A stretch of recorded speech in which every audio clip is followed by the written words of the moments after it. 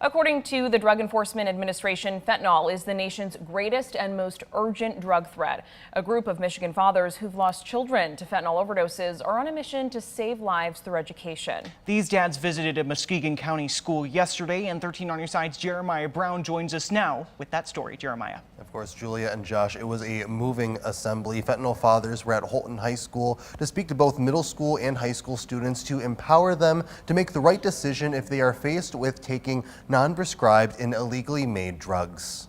My sons were poisoned by fentanyl in 2020 on the same night, and just a worst night of my life. And after going through several years of just recovering from that and going through the grieving process, I was ready to go out on the offense and make purpose out of the pain and out of my boys' lives. These two fathers sharing their stories of losing their own children to fentanyl, all to help these students stay safe. Because a father's duty is to prepare kids for life.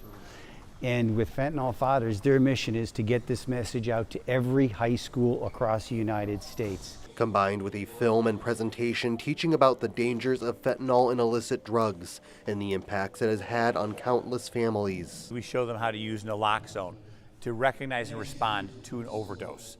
And then we measure their ability, their lift in their ability to recognize, respond to an overdose, and to avoid fentanyl at all costs, because kids are being tricked into it. Fentanyl is a lab-produced opioid drug approved by the FDA for pain relief and anesthetics. The DEA says 2 milligrams of fentanyl is potentially fatal, and that 70% of the more than 107,000 drug-related deaths in 2022 were caused by it. The CDC says most cases are linked to illegally made fentanyl that can be mixed with other drugs. They go on social media, they go on Snapchat, and they order up Percocet, Xanax, Oxycontin, and Adderall. And it's also being laced into marijuana. I hope they walk out of here knowing they have choices and to be prepared for when that moment comes. It's going to come. It's not if, it's when. So when that moment comes, be prepared. Make sure you know that could be a life-changing decision. For Robert Kiesling and Greg Swan, spreading awareness is the way they honor their sons, Caleb, Kyler, and Drew. And if we had been armed with that information, I believe he'd be alive today. With these kids armed with that information, what they're going to see today, they're going to be able to make a decision that's going to make all the education worthwhile, because they're going to be around to live their lives and enjoy it.